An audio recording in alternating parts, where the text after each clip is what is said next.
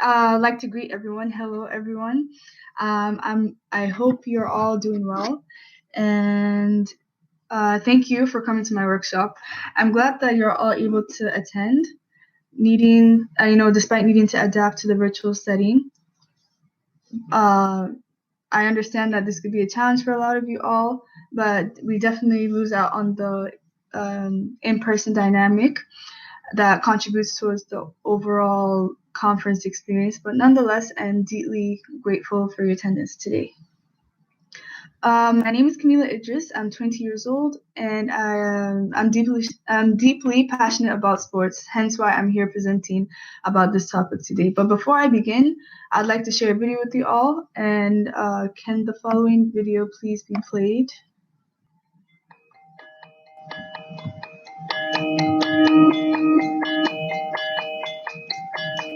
Our hope is that girls around the world can start to participate without any concerns and start to be on teams.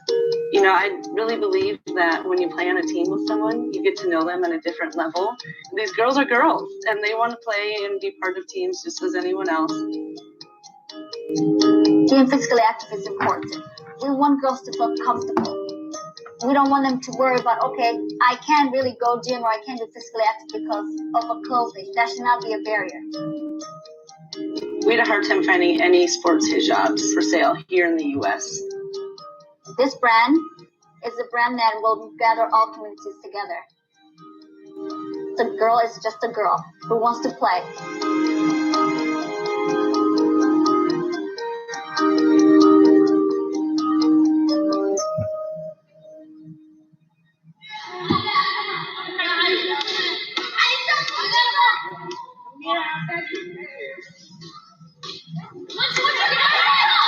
The story about how ASIA was started. So there was a researcher, and she found that there was two fourth barriers that the East African girls were seeing. One was space, and the second was barriers to clothes. So we had the space, but then they wanted to be able to play sport freely. We saw there was a need for girls, sport hijabs or uniforms, because we saw there was nothing that was out there.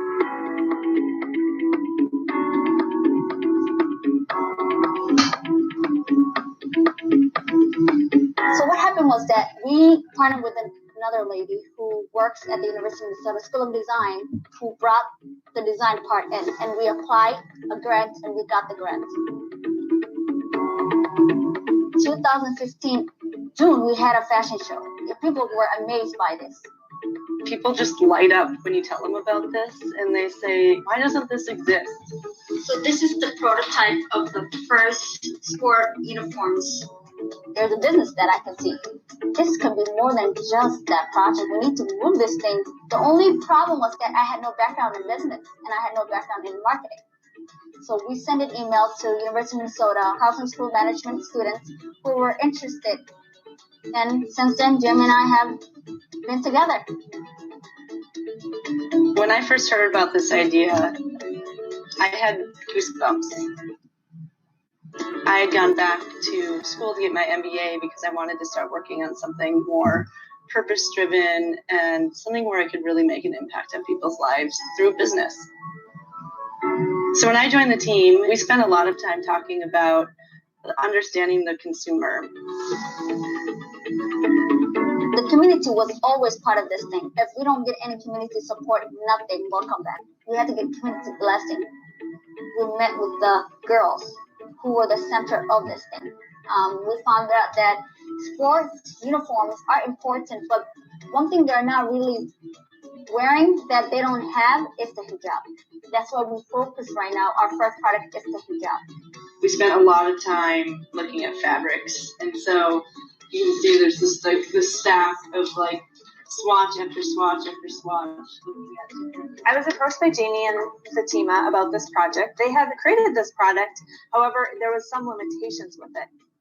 We were going to have to find a fabric that was stretchy but had recovery, and that they could fit it over their head without having a closure. These closures were also a problem for them.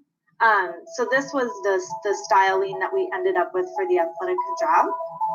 The product that we've created is is relevant, and obviously those girls are happy. They're able to just be part of the game as if anyone else would be, which is great. So when we first brought our latest prototypes to the girls and had them try them on, it was amazing.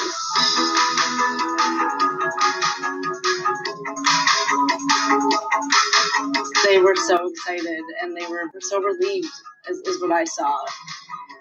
When we used to wear like the other pajamas that we were wearing, they always used to fall off when we were playing, so then they designed these for us to play with. It's tucked in, it's sweatproof too.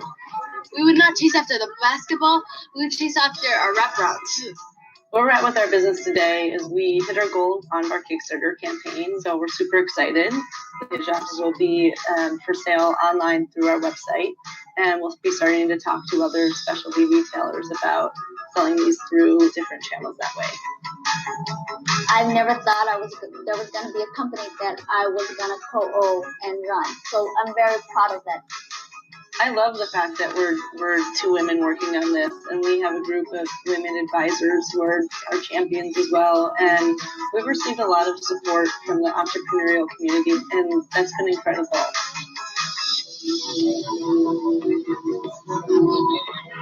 Just like it takes a village to raise a child, it takes a village to start a company. There's a lot of people who are willing to give their time, whether it be an hour or ongoing mentorship, and that has been invaluable, both from connecting us to people when we've needed to take that an hour or ongoing mentorship, and that has been invaluable, both from connecting us to people when we've needed to take that.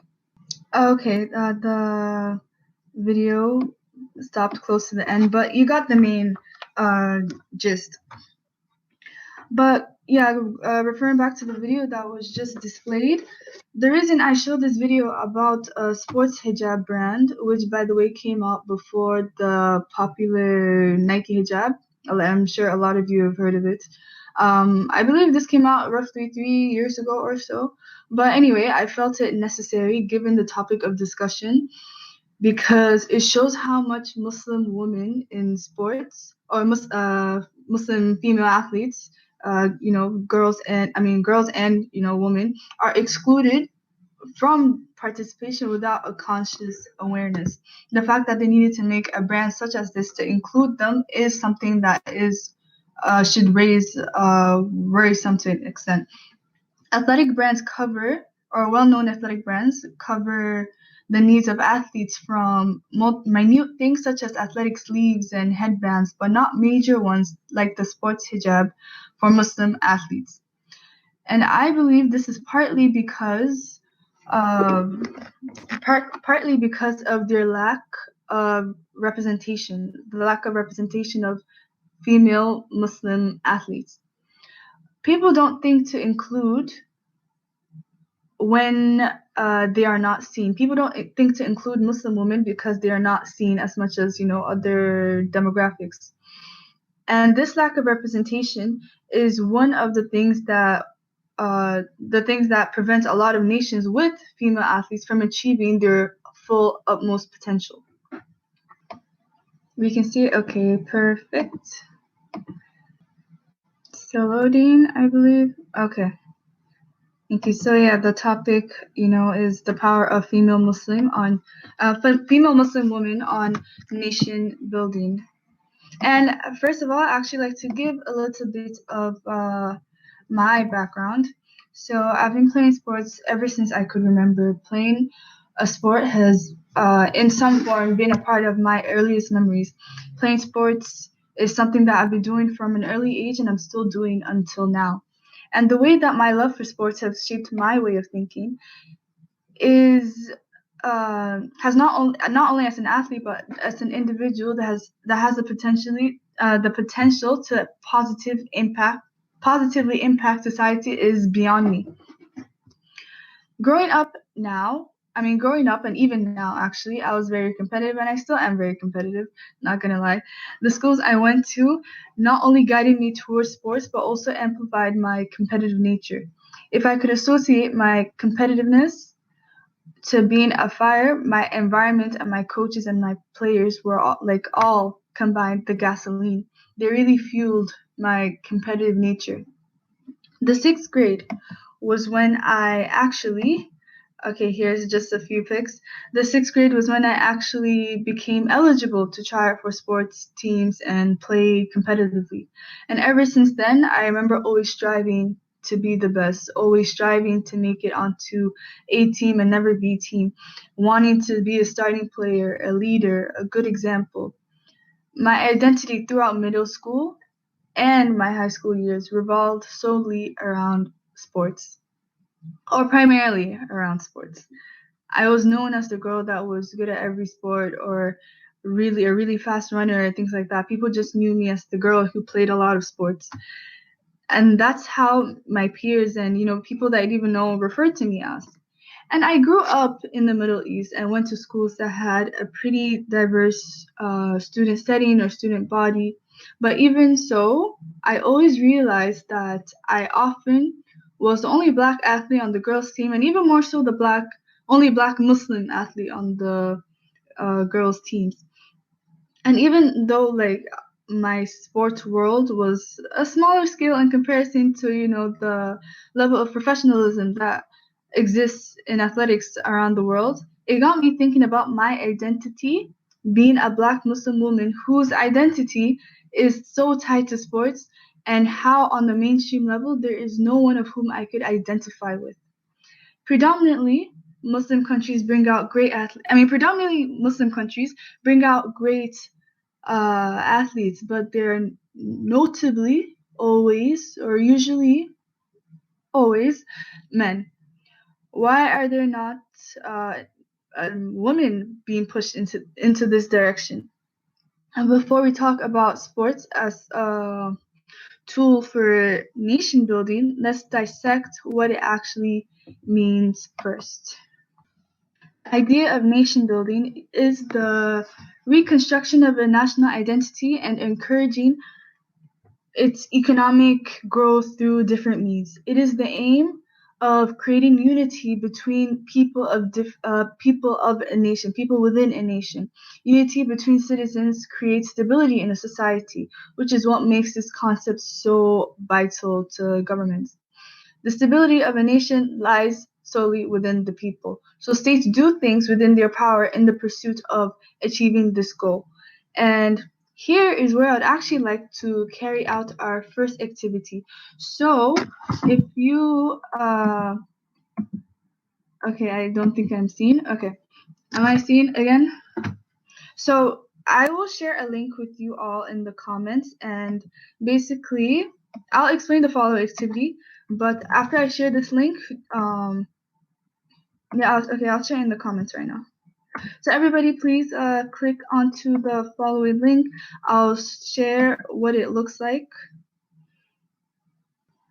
Okay. So some of you guys are here. I'll just wait a little more.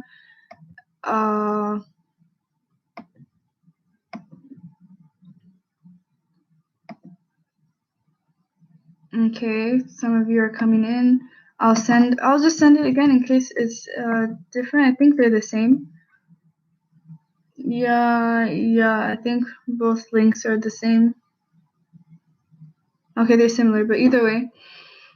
So, okay, so I'm just gonna wait until a little more of you get on here. I'll share what the activity looks like. So basically, it's an online mural. It's a board, and in this board, the first two. So there are 3 columns. Please ignore the third one that would come later in this session. But the first 2, where there's a question that says, what comes to mind when you think about sports? And why do you believe that the national anthem is played during sporting events?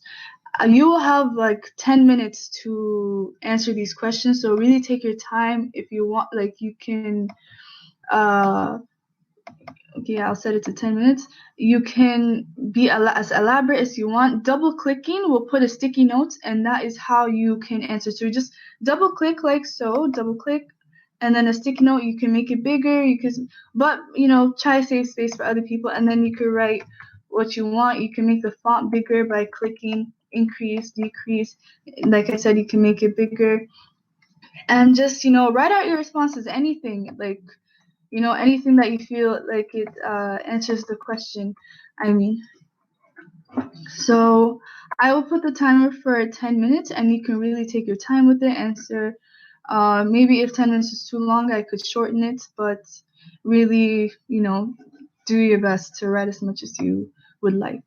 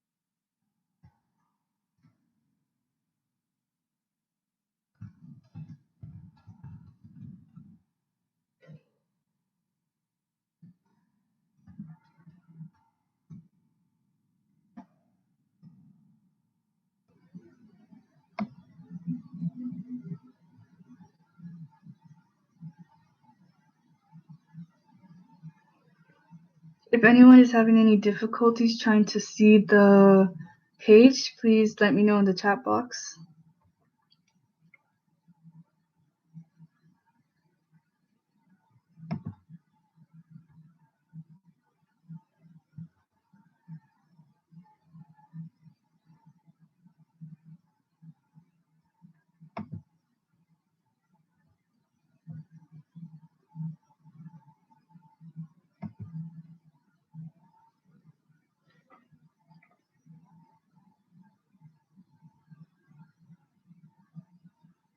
And don't worry about your answer thinking it could be a right answer or a wrong answer. Like, this is really, a space for you to share your different opinions.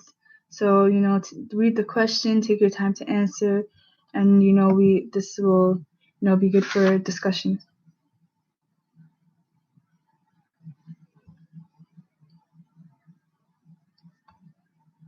Is anyone not able to go on the link?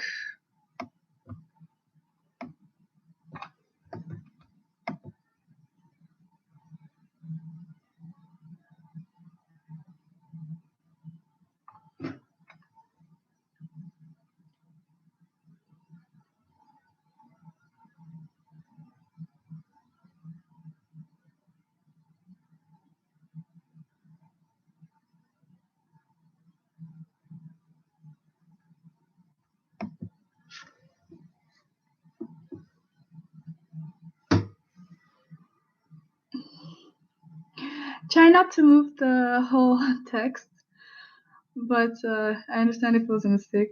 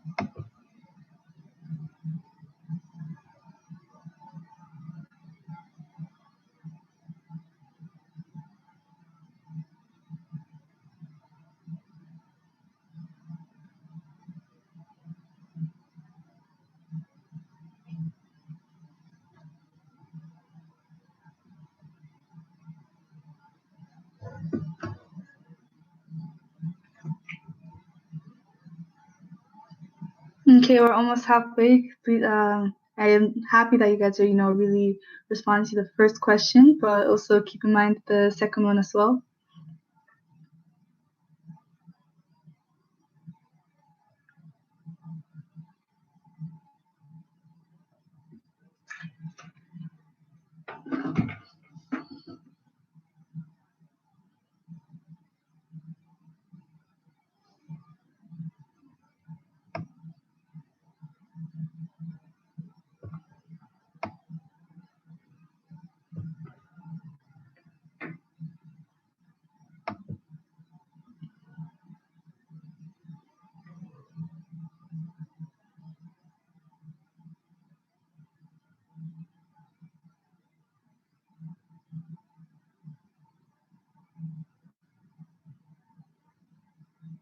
Oh, be careful.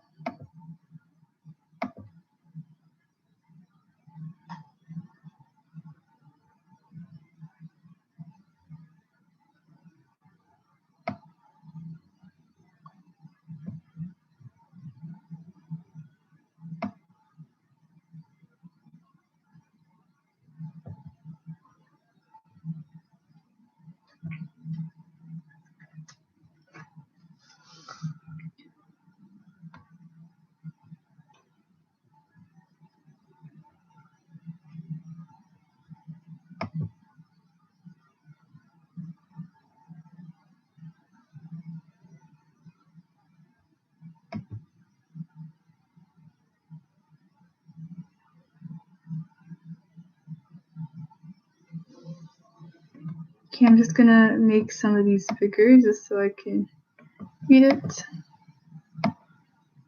when it's time to.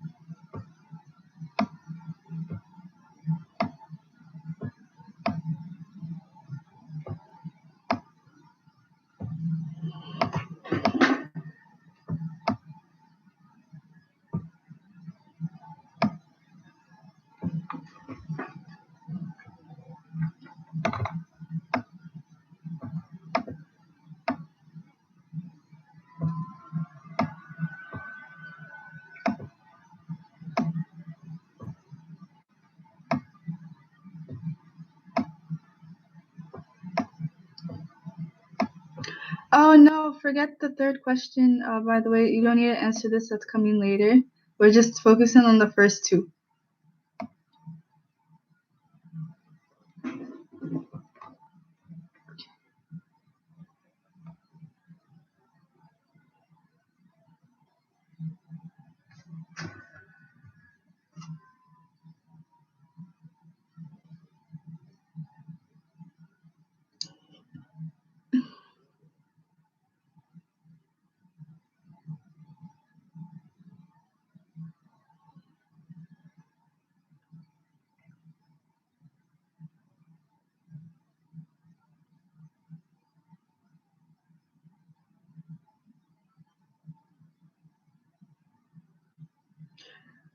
Just to warn you, we have about a minute left before we start our discussion.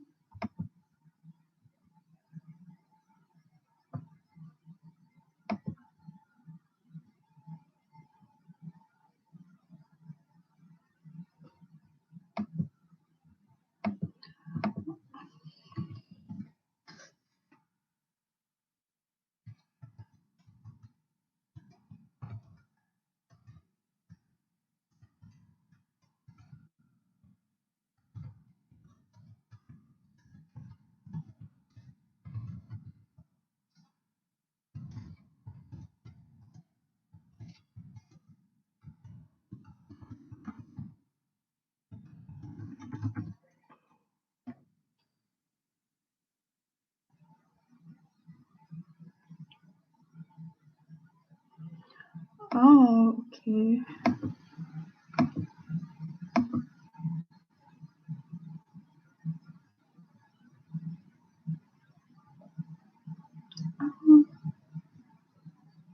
Okay, time is up. Hope everybody's done. Okay, so let's start reading the. Okay, yeah. Let's start reading what you guys wrote for the first question. When I said what comes to mind when you think about sports, sports is about creativity and represents championship for a country. That's really interesting that you said that, because that also ties to like the next question being that why does it represent championship of a country? You know, why is sports centered around nationalistic pride? You know, so also competition. Okay, yeah, true. Tool for healthy competition and entertainment. Yeah, I can't disagree with that. That's very true. An opportunity to work as a team. That's a good answer. I like that response because that's part of character building, which is also something I want to talk about later. Exercise, you know, undoubtedly. Rules.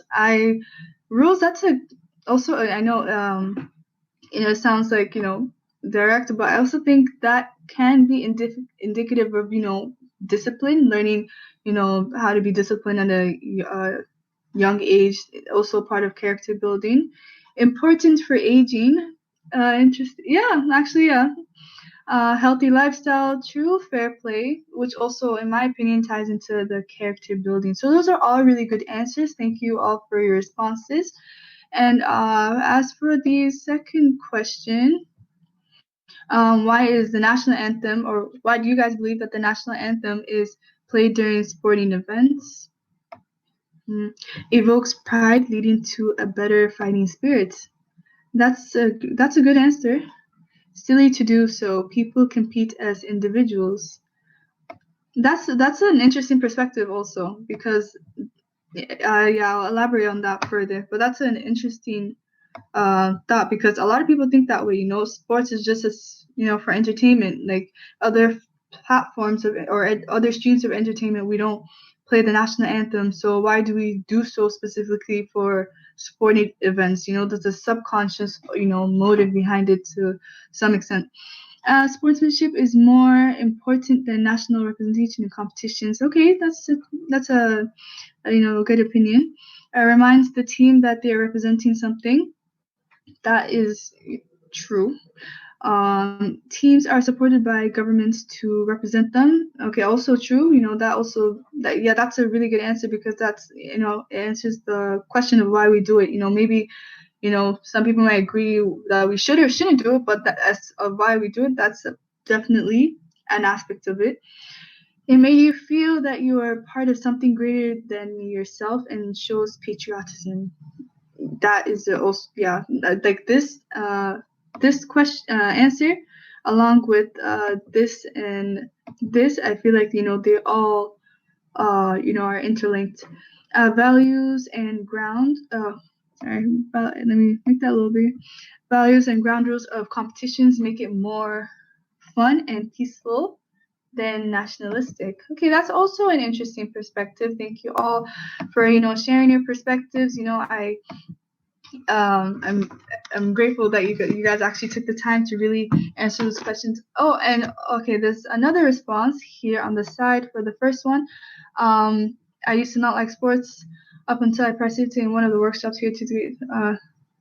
It's a means of opportunity and psychological well-being. That's a, you know, an interesting outlook. You know, being personalized and stuff to your experience. Like, I appreciate you for sharing. It has relation to nation building in that it builds morale.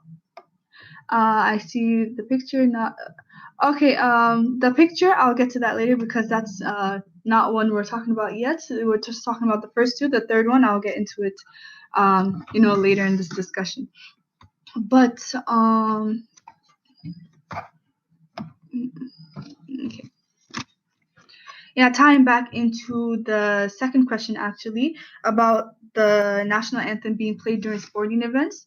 This is not done by coincidence, and I like that some of you guys pointed that out, because sports is a soft tool power. It's a tool used for nation building. I'm just gonna put the slides back up that I was showing before. Yeah, here. I hope you all can see it. Yeah. So time back, yeah, you guys did the activity already. You answered these questions, and yeah, tying back into the excitement that people feel over sports stars is then associated with their nationalistic pride. This is done intentionally, therefore enhancing their view of the state as a whole. So by being patriotic about sport events, people of your nation, representing your nation, it makes you, consciously or subconsciously, makes you feel more passionate about being an individual of your nation, makes you feel more proud to be of that nation, and that is done with a purpose by states. That's part of the reason why the national anthem is played during sporting events, because sports is a soft power tool used for nation building. Because with sports or with other activities, but sports in particular, because that's the topic of this discussion, people are unified in some form. And a question that's often asked, however, is what the individual's role in nation building is. And before I talk about the individual's role in nation building with relation to sports, I'll just think about it, in general. The usual answer is often given with the context of education, because educating an individual, or when you educate an individual in society that will become a future citizen, you'll boost the economy by increasing the human capital, because they will be able to contribute to a society in the future. By encouraging one to build themselves by achieving their own goals and directing these goals to the country's goals can lead towards overall success. My apologies. In terms of sports, this ideology can be translated with respect to nation building. Through engagement in sports, barriers are cast aside in the pursuit of achieving a desired common goal. Sports in a lot of Muslim majority countries is male-centered.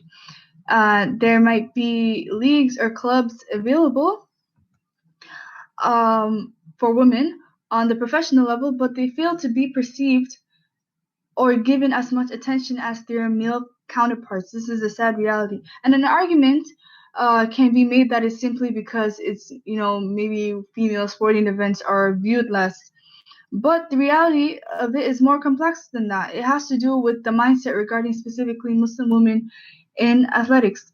And female empowerment through sports, particularly with Muslim communities, not only serves as a counter against stereotypes regarding Muslim women on the international front, but also serves as a catalyst for societal development for any nation. Let's take my example. Let's take myself for example. I'm from Nigeria.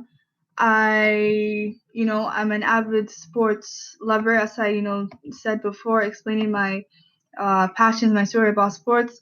And yeah, in Nigeria we produce a lot of football players. We produce a lot of great athletes, actually, of different categories. We're primarily known for our football team, as football is incredibly hyped in a lot of countries around the world, but especially in Africa, football is the number one sport.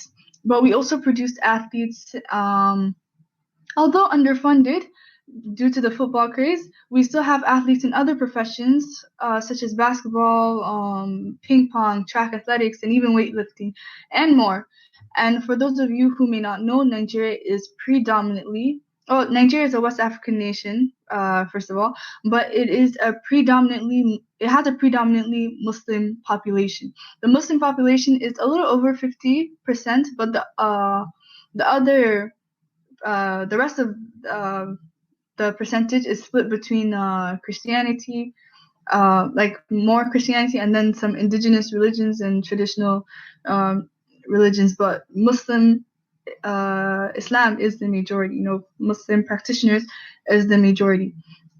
And I take the case of Nigeria because when looking at the athletes we produce, seeing male Christians or Muslim athletes is normalized. Within males, Christian or Muslim is normalized. In general, men are geared towards sports, which also contributes to the issue that I will later further elaborate on. But this is interesting to take note of, because when you take a look on this matter from the female perspective, you almost never get any female Muslim representation when Muslim women are the majority. And I'm talking about this on a professional level.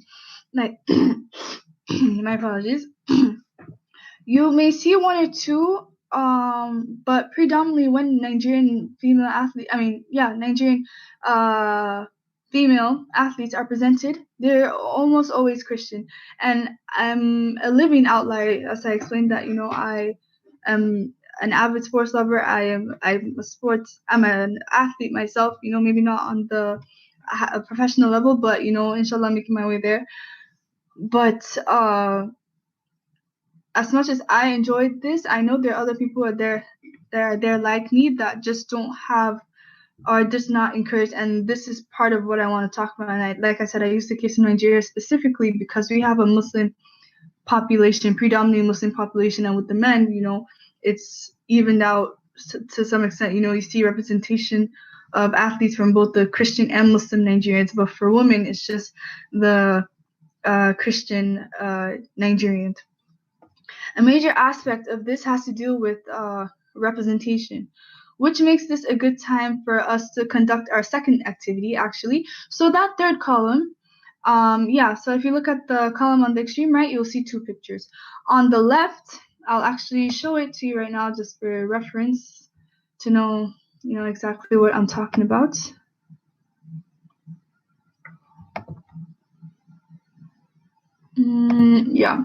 So I will zoom into the extreme right.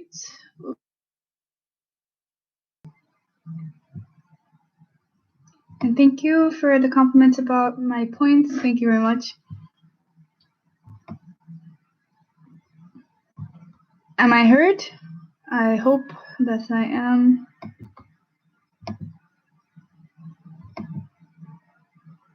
Okay, perfect. Okay. So I hope you guys still have access to the mural. I hope you didn't close it, because that's just the second part of our activity. And as I was saying, I was explaining the two figures on the, and here I'll share my screen just to show you what I'm talking about.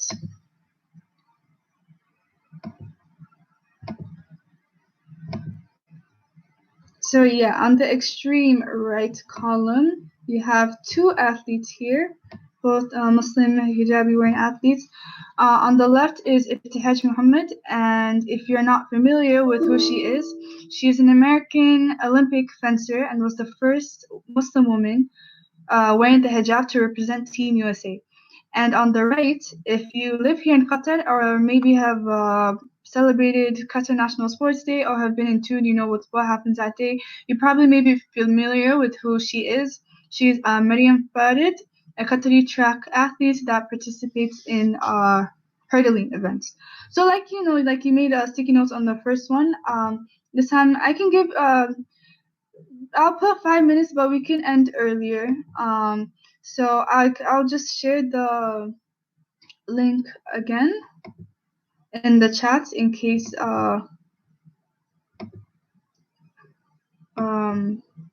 this is link. Anyone with link? You've lost it, so I'll put it back in the chat here, and you guys can add to the mural.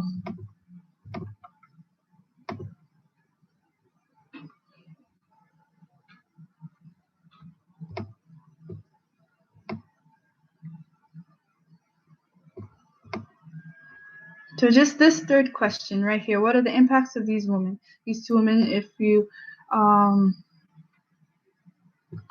remember who they are, Ibtihaj Muhammad and Maryam Farid. And so you have about 4 minutes to answer those two questions. And I put the link in the chat box again, just in case any of you had lost the link.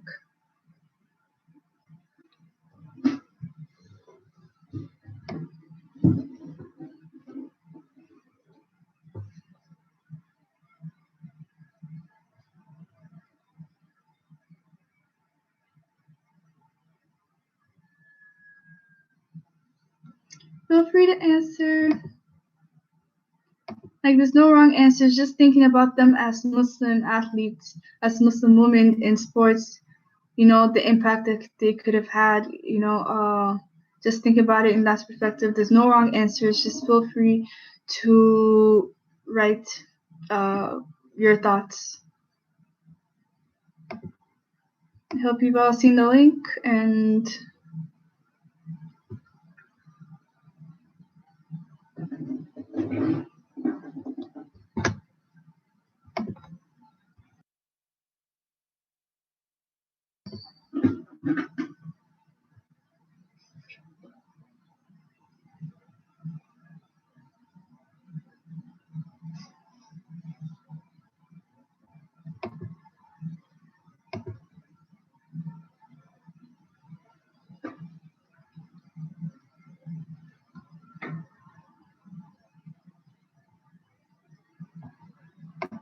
half the time's up.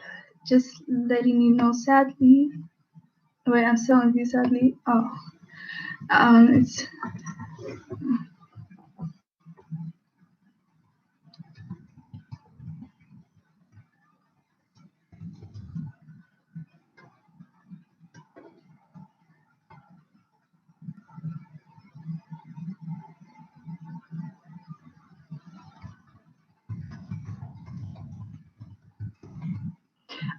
Someone said please refresh. Right now we're actually doing an activity. I can send the link again. So in this activity, there are two Muslim hijabi wearing athletes, and you know, I'm just asking my viewers, the audience, to write down what they believe the impacts are of these women. And you can go as broad or as narrow as you like. And I'm just sharing the screen in which, you know, the discourse is being done.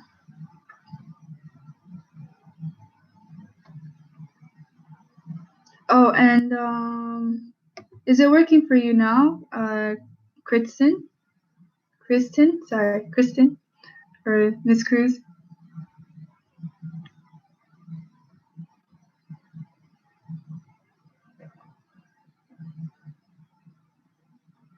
One minute left. Please try to put as much responses as you can.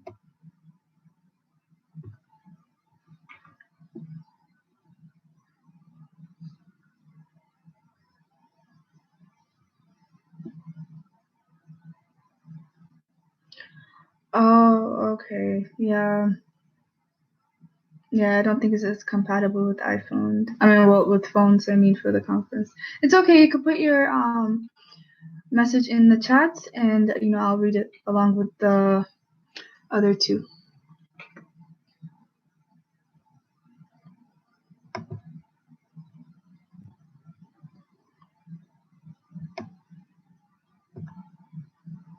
Ten seconds left. Is there anything you want to say?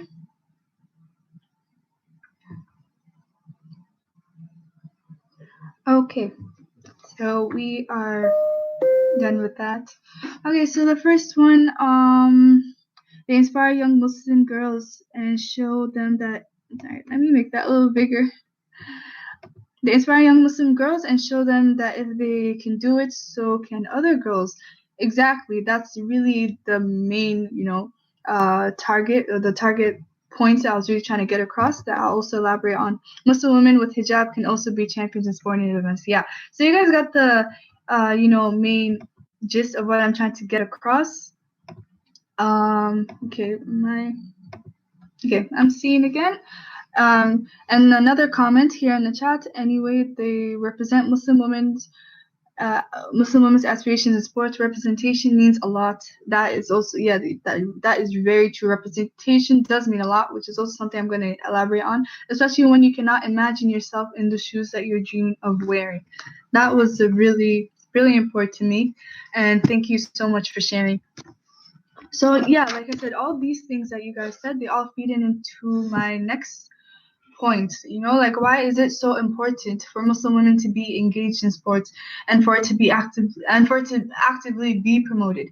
Well, for starters, Sports fosters certain qualities in children at a young age that can be carried out, that can be carried with them, even if they decide to pursue other fields. Playing sports fosters confidence, resilience, the ability to work as a team, and collaborate, like the ability to collaborate with others, and more, which are all important, necessary life skills.